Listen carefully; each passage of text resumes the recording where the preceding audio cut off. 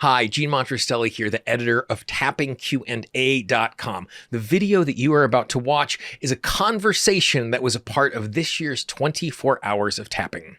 The 24 Hours of Tapping is a fundraiser for the amazing work that is done by the Peaceful Heart Network. The Peaceful Heart Network has brought tapping to migrants, refugees, prisoners, and the underprivileged in over 30 countries all over the world. As you watch this video, if you learned something, if you were touched by it, if you were inspired by it, the easiest way to say thank you is to support the work of the Peaceful Heart Network. To do that, all you need to do is go to 24hoursoftapping.com/support. And as you look in the description and the first comment down below, you will see a direct link to that. I hope you enjoy this conversation. So I have one more person, one more friend who I get the opportunity to introduce. It is now time for us to spend a little time with Brad Yates. Brad is known internationally for his creative and often humorous use of emotional freedom techniques, also known as tapping. Brad is the author of the best-selling children's book, The Wizard's Wish, and the co-author of the best-selling Freedom at Your Fingertips, and is a featured expert in the film The Tapping Solution. He has also been presenters at a number of events, including Jack Canfield's Breakthrough to Success, and has done teleseminars with the secret stars Bob Doyle and Dr. Joe Vitale, and has been heard internationally on a number of internet radio talk shows. He also has more than 1,000 YouTube videos that have been viewed more than 47 million times. Please welcome to the virtual stage for the 24 Hours of Tapping, your friend and mine, Brad Yates. Hi, Brad. How you doing, man? Hey, Gene. I am doing awesome. Now that I was able to connect at the last minute, it suddenly StreamYard wasn't allowing me to connect. Like, So oh my God. the thing that people don't realize is this looks more like Zoom, where they're just seeing the stuff on the stage. That we actually have a backstage area where I have my team and we have slides, and Brad was there, and then Brad was gone, and then Brad was back with a camera, and then he ran out of the frame, and then he ran back into the frame. Technology is great, except when it's not. But you are here, and life is good. Okay, you are muted. Yes, now it's. Ta-da! We got there. It's good. You know, and I'm not the one who's been up for 24 hours. That's right. Well, I knew that if we set the table with 30 professionals before you showed up, no matter what happened, we were going to be okay. Or how badly I screw it up, it's still going to be a successful event. That's absolutely right. Awesomeness. Sweet. And even though I may screw it up, I deeply and completely love and accept myself. And I think that's what we're here to talk about. Absolutely. Yeah, that's exactly what I want to do. So I think one of the things that I think is with acceptance, like there are certain words in the transformational space that it's really easy for them to turn into bumper stickers and cliches, where they become like, first they become shorthand for something that is significant, and then over time that significance slowly gets stripped away, and it just becomes this word that becomes a placeholder, that it's very easy to feel like transformational vocabulary word salad. I one time went to a workshop in which a presenter used lots and lots and lots and lots of transformational words and did not say a single thing in 30 minutes. And so as you're engaging with this sense of acceptance in an authentic, genuine way that is useful for us in transformation, when you think of acceptance or self-acceptance, how are you defining that? Yeah, it's an acknowledgement of that we're good enough, that we're worthy, that we're acceptable. And yeah, absolutely. We have our checklist of, oh yeah, no, confidence, self-acceptance, self-love. Yeah, I check. I got all that without looking at it. And something that, is worth looking at on a regular basis, because we're going to be more there some days than other days. But if we just sit there, oh yeah, no, I've got that all checked off. You said that, that word soup of all these different things. And yeah, it's that acknowledgement of I'm good enough, and and I'm going to be better some days than other days, but I'm going to love and accept myself where I'm at today, knowing that I'm doing the best that I can. And from that place, maybe I can improve things, but it's hard to get better if I'm ignoring it and doubting it. And we're so caught up in wanting acceptance from other people that we don't look at it and it's like, well, it's going to be really hard to get acceptance from other people until I accept myself. And when I more fully accept myself, I'm not going to get so hung up on whether other people are accepting me or not, because as you said a couple of times over the last 24 hours, there's over 8 billion people on this earth. I'm not going to be acceptable to all of them. And Well, that's okay as long as pardon me? yeah. No, I mean, we can't even agree on the fact that the world is flat or world is round. Like if we can't agree on that simple fact, then there's nothing I'm going to do that is going to be acceptable in that way. And so, but I'm curious about a word or two words that you used in that as you were setting that up. You said knowing that I'm good enough. So good enough implies a standard. And I'm fine with standards, but according to who, according to what? Because because you're talking about this idea of self-acceptance, acceptance to others, and like, where am I putting the power to define that? And then where is that being defined once something is given power over that? Yeah, absolutely. And ultimately it has to be down to us, because by some people's standards, I may be awesome. By Mhm. other people's standards, no matter how well I do, I'm not going to be good enough. Yeah. And so it ultimately has to be down to us, which I know sounds scary to some people, because we might look at certain people in the world and go, man, I don't think that their judgment of themselves should be up to them. Yeah. Well, and the other thing that's hard about that as well is, let's say I'm able to embrace up to me. Now, all of a sudden, we start adding context into that because, like at 20, good enough versus at 40, good enough. Year 2 EFT practitioner, good enough. Year 19 EFT practitioner, good enough. So not only like do we get like us, or Gene interviewing Brad on a Tuesday afternoon, Gene interviewing Brad on a Saturday afternoon after not sleeping for 36 hours.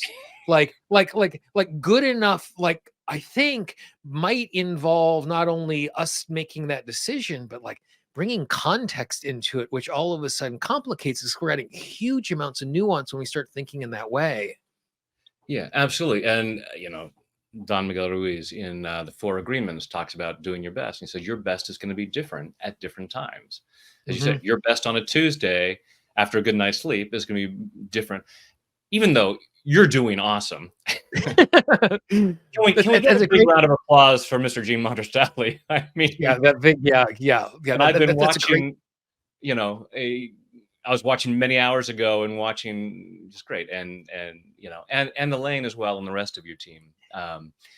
But yeah, it's acknowledging that. I mean, in all kinds of different contexts. My wife and I were hiking in Yosemite earlier this week.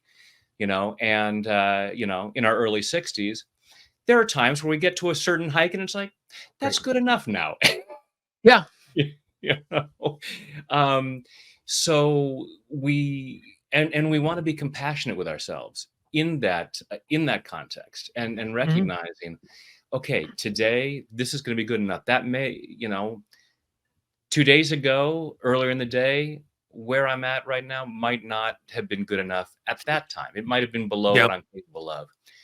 Because when we can allow ourselves, and that's really kind of in the opening setup of EFT, even though I'm only able to do what I'm doing right now, Right. I choose to accept myself, and really always being compassionate with ourselves, with where we're at. We want to obviously push ourselves to be as good as we can be, Yeah. but recognizing that that's going to be different at different times, and not blaming or shaming ourselves when our best is not what it could have been at a different time. And I also think part of like recognizing that sense of best is deciding what is the thing that I'm evaluating. And what I mean by that is my effort, my intention, the outcome. There's lots of different ways that I can evaluate something. Like I'm going to evaluate the way I create a painting different than the way I create a fruit tart. Because when I create a painting, it's the process of the expression and whatever. And if I don't end up with something that's okay, that's fine. A fruit tart has a functionality at the end of it in which like measuring, not that my moral worth is based on whether or not my fruit tart is the right thing, but I guess what I'm saying is what I keep doing is I just keep introducing complications to to to to help me to be gentle with myself, to recognize the fact that there are complications, even just trying to answer the question, what is good enough and what does acceptance look like in the context of that particular thing? Yeah. And we bring it into also good enough for whom, because there are certain things that someone else is going to be evaluating. If you're making the Yeah. fruit tart for yourself or the painting for yourself, that's one thing, as opposed to if I've been commissioned to do this painting or I have friends coming over, you know, Yeah. and I'm making the fruit In-laws are tart. in town. So actually, how about if we do a quick tapping round just to Yeah, let's do it. get through this. So what I'd like everyone to do is close your eyes, take a deep breath in and hold it, and let it go. Now, just breathing comfortably with your eyes closed, go ahead and allow yourself to be present as possible, so as to receive maximum benefit from this. And following your breath through your body, just allow yourself to be aware of what's going on inside, noticing what you're feeling physically and what you're feeling emotionally. And I want you to imagine a full-length mirror and looking at yourself exactly as you are today, say, I accept myself. And just let that rattle around inside and notice on a scale of 0 to 10 how true that feels. How much you feel accepting of yourself as you are right now. Please do not judge yourself harshly if the number is lower than you would have liked it to be. It's just getting a starting point. Allow yourself to be aware of what you feel around that. And notice any thoughts, beliefs, or memories that might come up as to why you couldn't or shouldn't be more accepting of yourself. Allow yourself to be aware of those complications Gene just mentioned about, okay, what is the context? I can't think of myself, I can't accept myself because of this or that, and who else might be involved, and whatever that might be. There's no getting it right or getting it wrong, just allowing yourself to be aware of what are those thoughts that come up around why you might not allow yourself to be more accepting of yourself. Take a deep breath, open your eyes. Yeah.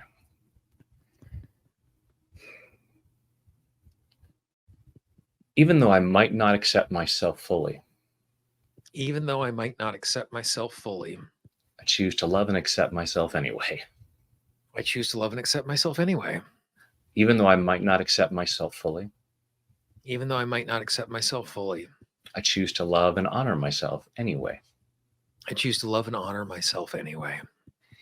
Even though I might not accept myself fully, Even though I might not accept myself fully, I might have different reasons I might have different reasons why I couldn't or shouldn't accept myself more, why I couldn't and shouldn't accept myself more, based on old programming, based on old programming, based on what I think other people are thinking, based on what I think other people are thinking.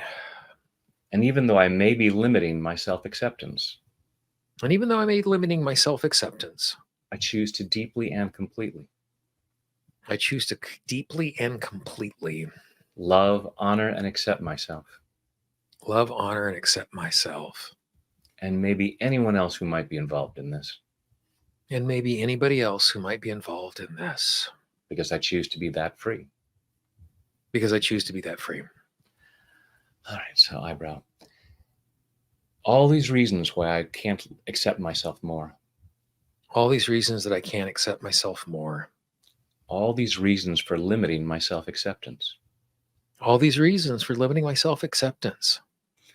all these things I might tell myself All these things I might tell myself about why I can't accept myself more fully. about why I can't accept myself more fully. And maybe it's things other people have told me, And maybe it's things other people have told me, other well meaning people other well meaning people, who have pointed out what is so unacceptable about me. which has pointed out what is so unacceptable about me. And why do I consider them the authority? And why do I consider them the authority? I'm allowing myself to recognize I'm allowing myself to recognize that no matter how perfect I try to be, no matter how perfect I try to be, I'm not going to be acceptable to all 8 billion people. I'm not going to be acceptable to all 8 billion people. No one in the history of mankind has been. No one in the history of mankind has been. So I'm cutting myself some slack, So I'm cutting myself some slack, changing the parameters, changing the parameters, examining the complications, examining the complications, and seeing if it might be possible and seeing if it might be possible to accept myself more fully, to accept myself more fully, right here and right now, right here and right now, exactly as I am, exactly as I am, with my experience, with my experience, with my background, with my background, with the amount of sleep that I have or have not gotten, with the amount of sleep that I have or have not gotten. I'm open to the possibility I'm open to the possibility that I'm doing the best I can. that I'm doing the best that I can.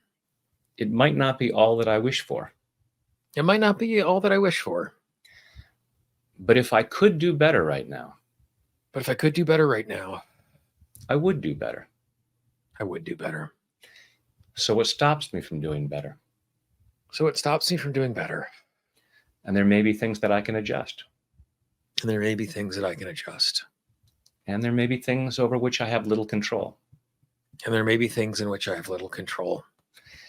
In which case, I am doing the best I can under the circumstances. I'm doing the best that I can under the circumstances. And so I choose to accept myself right now. So I choose to accept myself right now. And maybe part of me is afraid. And maybe part of me is afraid. If I fully accept myself just as I am right now, If I fully accept myself just as I am right now, then I'll lose all motivation to improve. then I'll lose all motivation to improve.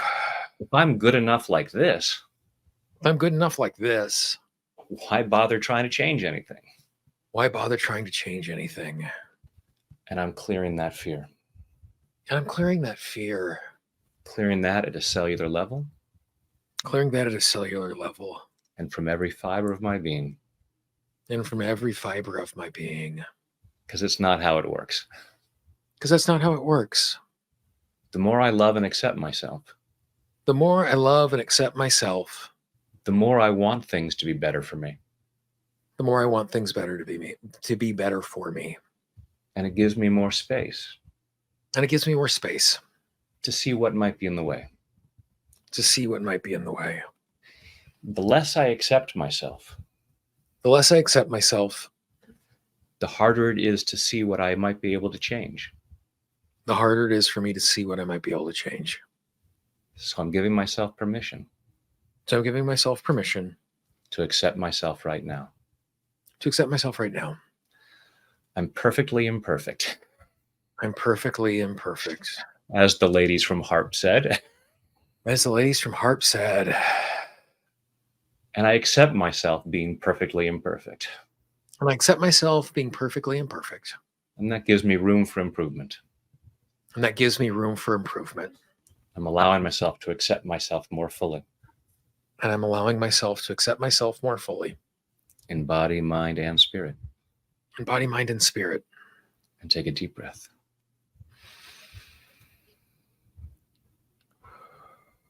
And with your eyes closed, just go inside and again, looking in the mirror and seeing yourself and saying, I accept myself. I accept myself. And Just notice what that feels like, what thoughts might have come up, what might feel more open. Hopefully, it gives you a little more space to go, you know what? I think I am more accepting of myself. I'm good enough for right now. Because when we You know, give ourselves my permission to say, I'm good enough for right now, then we can do something. But if I really believe that we're doing the best we can at any given moment, given the limitations we might not be great. consciously aware of.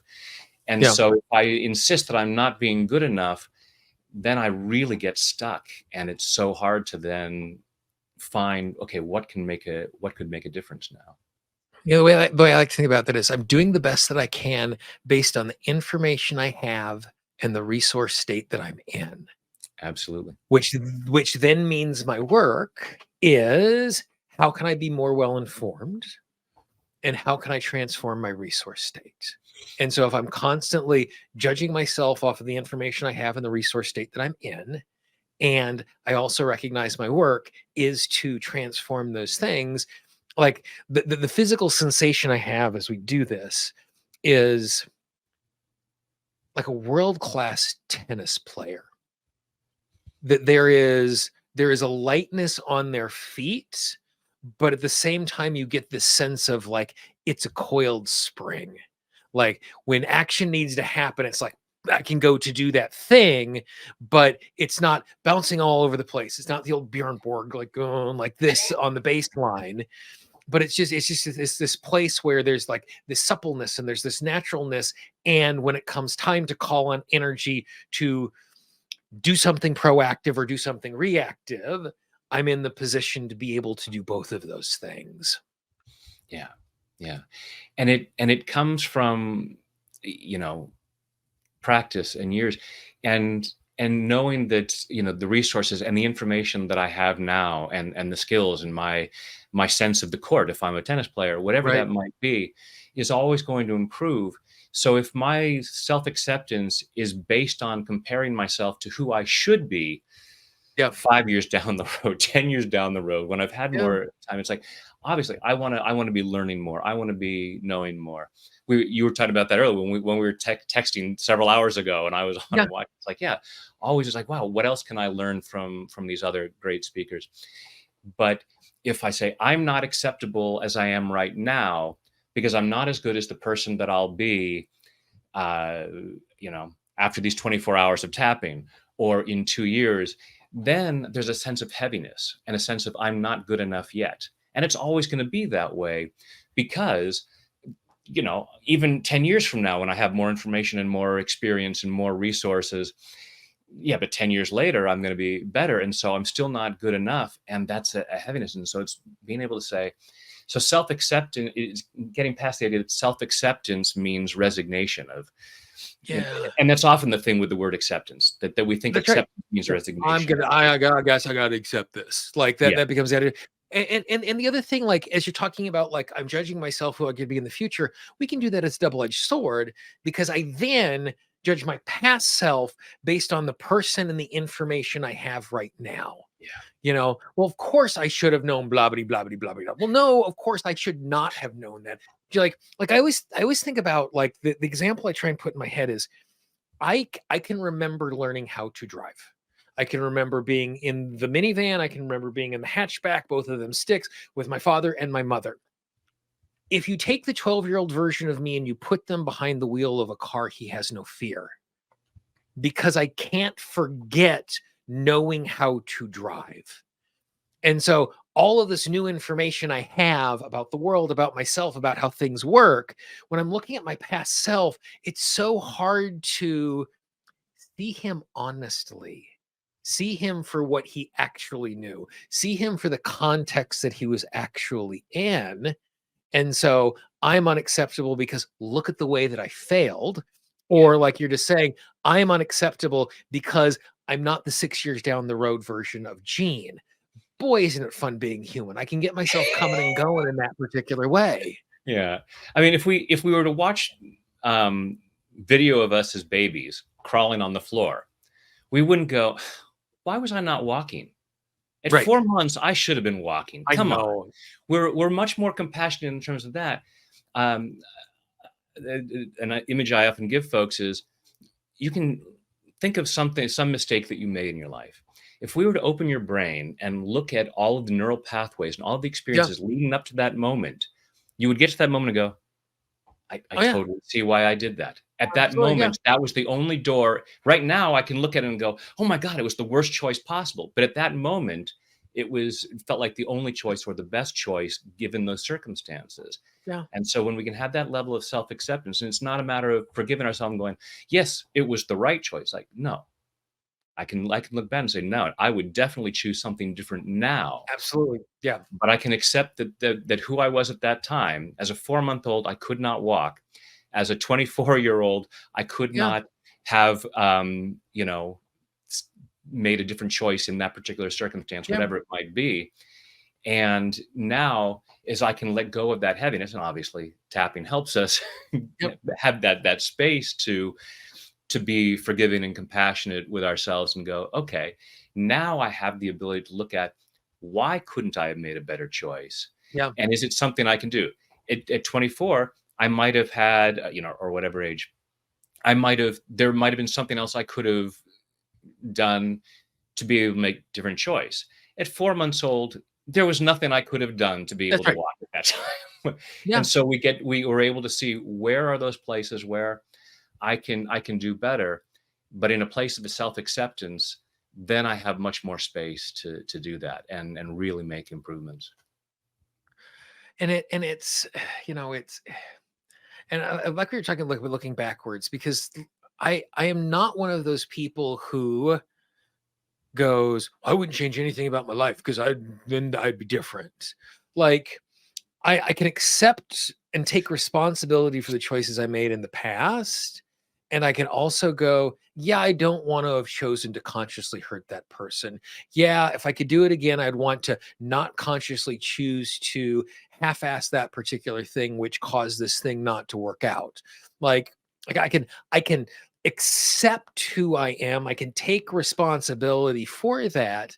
And I can still evaluate and learn and go, ooh, if I had it do over again, I might actually do it over based on who I am today. But that doesn't invalidate the choice I made back then. Yeah, I just have more information now. And yeah, so, because I think sometimes going like, well, I wouldn't change anything about my past, I think that becomes a cop out for us not to take responsibility for the consequences of the action. Like accepting myself doesn't mean that I said again, that idea of acceptance doesn't mean I said I did the right thing. Doesn't mean that I get to skate on the consequences because I live with that choice. Both of those things can be true simultaneously. yeah. Acceptance is not approval. Yes. That's something my dad told me years ago. He said uh, something that is, yeah, acceptance is not approval. I can accept that this happened. It doesn't mean I approve Yeah. it. It doesn't mean I'm saying it was the right thing. I accept that happened. And then, I have the Walt Whitman quote up on my wall: "Be curious, not judgmental."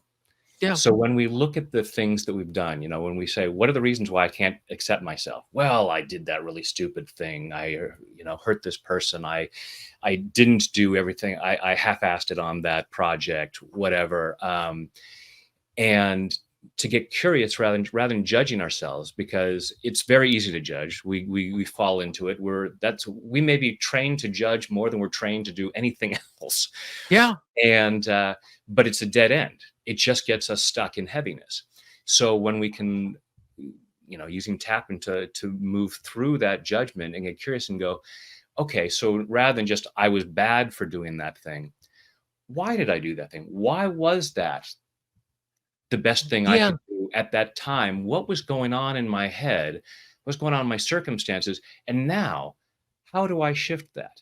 What is the knowledge I can use? What is the self-acceptance and love that I might need? Because if I was more self-accepting at that point, I probably wouldn't have done some of those things. We did. There's a evaluation tool I learned as a computer scientist that's called a delta plus. In physics, delta represents change, and so plus is good. And so it's not what was good, what was bad, but what would I do differently, Yeah. and what would I do again? And that becomes a useful evaluation because sometimes things work out, and I would never in a million years ever do them again. Like just because it worked out doesn't mean it's something that is actually good. And there are times in which I do something that was unplanned that, boy, I'd like to do that over and over again. And it gives me the ability to do that sort of evaluation where we're learning from that. So we act in a new way. It's not Caesar's thumb up, thumb down. It's not me judging myself as a good human or bad human. It's what is useful that I want to repeat again. Like I always joke about the fact I have a giant tattoo right here on I have a whole sleeve of tattoos, but I have a big one right here. It was my second tattoo. If it would have been my first tattoo, it would have been my last tattoo because it was such a painful experience, that it would have been too much because I didn't have enough information. Because I had contrast to it, I was able to go, oh, this is useful, this is not useful. And it gives the ability for us to make new choices as we step into something like that. And the thing that we're talking about here is nuance. And the subconscious mind abhors nuance because nuance is hard and nuance is so resource dependent. The reason we have a subconscious mind is it doesn't cost us any energy to act habitually. It costs me a lot of energy to process and think and to make a choice. And all of these complexities that we've been talking about for the last 35 minutes that we're adding to whether or not I accept myself and what acceptance looks like, that's homework. And it's worse than homework. It's energy draining homework so that 3.5 hours from now, when I bump into that tiger and it wants to eat me, I don't have the resources to have that tiger eat me. Yeah, the nuance. And actually, I encourage folks just be tapping collarbone because we don't have time for a full tapping around here. But yeah, we have learned that image that you had of the Caesar's thumb up and down, acceptable, unacceptable. And so Yeah. we only see it that way, and we've learned that way. Our parents, they said clean our room, and they come in and they give us a thumbs up or a thumbs down. You get to have dessert tonight or you're grounded for a week.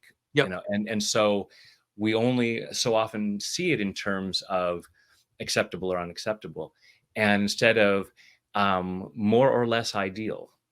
It's like, okay, this is not as ideal. You put in some effort on cleaning your room. Maybe you could try harder, as opposed to no, it's just there's no kind of in the middle. That's right. Yeah. And so we have this idea of, if I'm not ideal, if I'm not perfect, I'm not acceptable. Yeah. And really getting to that nuance of going, I'm accepting myself where it's not as far as I want to go. But yeah, and as we said, have those resources so that we're able to handle what shows up. That having that level of self-acceptance just gives us more space to be able to do Yep. that. And It allows us to be more resilient. Yeah. And the reality is that any evaluation I give for myself that is absolute is just going to give me emotional folly. Only the Sith deal in absolutes. That's right. Which the irony of that statement is, yes. Yes. But yeah. And so allowing ourselves to say, I accept myself right where I am, even though it's not as ideal as I'm looking forward to. Yeah. But I'm good enough in the moment. And by allowing myself to see that, it gives me the freedom to do better. Because if I write myself off as bad, we get stuck. There's a soccer podcast that I listen to, and it's like the anti-sports podcast because in sports discussion, you always go to absolutes. And like the motto of the show is two things can be true. It's not the quarterback's fault or the coach's fault. Like it's possible that both of them have culpability. Two things could be true. And so like I can accept and love where I am and strive and want better at the exact same time. And one does not negate the other. Striving to want better, and like this, we bump into this a lot with gratitude practices. Like the moment I want better, it's really easy for me to feel like I'm being ungrateful for what I have. Because if I was grateful for what I have, I wouldn't want better. And both can be true. I can be grateful and I can want better. I can accept, I can appreciate, and I can go, wow, look at this growth edge. Look at this transformation. Look at these things that are in front of me that could be new and different. And giving ourselves permission. Like oftentimes we think of being of two minds is a negative thing. Oh, I'm of two minds. It's a good thing or a bad thing. Yeah.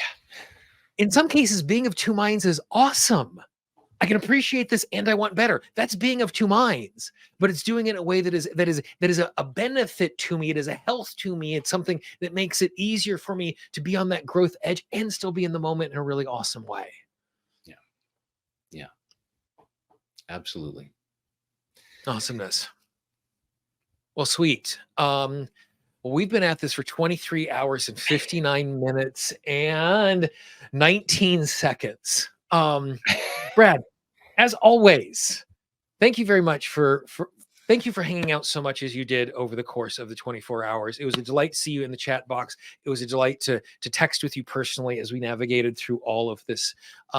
Thank you very much for your support of this particular event.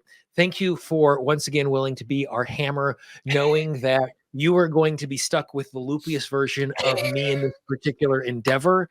I love this it is version of you.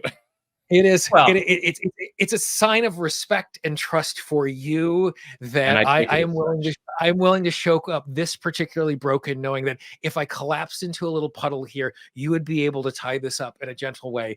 And so I appreciate the fact that you're always willing and you're always game to support us in whatever endeavors that we're doing with all this craziness.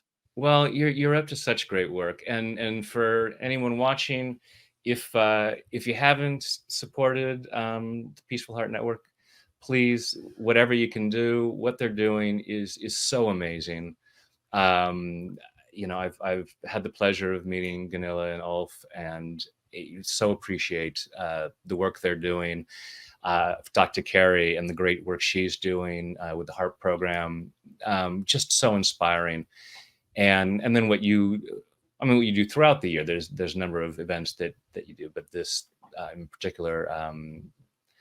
This event supporting this. So yeah, please and thank you for any support that you guys can, because it's taking this tapping work out to people in really challenging places, people who may not be able to access my videos on YouTube. So There are people on earth that can't access Brad Yates videos. Say it isn't so. I know it's a Oh, the tragedy, and we're drama. doing what we can to Oh. change that. But Oh my gosh. and The next thing you're going to tell me there's not a tooth fairy. Brad, I can't handle all of this at once. oh man, we've got some tapping to do, Gene. I'm sorry, but also what just the mentor program that the Peaceful Heart Network does, that Yep. Carrie's doing with the harp, where it's coming from a peer, and just such a powerful way of sharing tapping and having the benefits of tapping reach so many people. So And yeah, one of so the things that is actually coming from the Peaceful Heart Network, those of you who have the Peace Package are engaged in all of this and higher, is in addition to being able to learn TTT, they're actually going to start doing trainers of trainers certification. So you will be in a circumstance where not only are you going to be able to do it and just share it in a casual way, you'll be able to share it in a more formal way. Because we saw over and over again stories in Europe, in Africa, in jails, in schools. It's a pebble that is dropped in the pond. Once someone learns it, it is transmitted from person to person to person in powerful ways. Hans was talking about they couldn't even calculate, like the calculations they were doing were wrong. The number of people who were getting it secondhand, it was spreading so quickly. Yeah. And so it's we have not no just an idea how opportunity far for those you to ripples are spreading. you know, the other thing that I want to encourage all of you who know the frustration of being seen as the person who's doing that woo-woo crap and are dismissed in your life. Every single time I offer tapping to someone to teach them to it, every single time someone says no to me, I'm thankful because I know they are one more offer to them saying yes. Now, some people that might be 3 offers, some people that might be 37 million offers, and they might not make it in this particular lifetime. But know when you offer a resource, with consent saying, hey, I have something you might want to have. Every single time you do that, that person is one step closer to being willing to try transformation. And so know that even if you feel unseen in your life, even if you feel like nobody around you gets you as you're trying to share this stuff, and this is awesome because you have a community of like-minded people, and it is awesome we have a community of like-minded people, know that even though those efforts feel futile, they are not. We are all building this together little by little. Brad and I have been around this for a very long time and can tell you the difference in the conversations 18 years ago about tapping with total strangers and today. Like, there's still not total acceptance, but oh yeah, that tapping thing. Oh yeah. And that's because of people like you who are trying to share the good word in this way, because we're going to create a better world by doing it little by little in this way. Yeah. And if I had a nickel for every time someone told me that they are a dedicated tapper now, and they may be a tapping practitioner, but the first time they saw it, they dismissed it. They thought it was ridiculous. And maybe the second time. So yeah, absolutely. Every time you share it, you're planting a seed that may take some time, but you're making a positive difference. And thank you for doing that. Awesomeness. Excellent. Well, Brad, thank you very, very much for your time. If you found this interview inspiring, I would encourage you to support the Peaceful Heart Network by going to 24hoursoftapping.com/support or clicking the link in the description. And you will see on the screen right now a playlist to all of the interviews from this year's and last year's 24 Hours of Tapping. I hope you enjoyed those as well.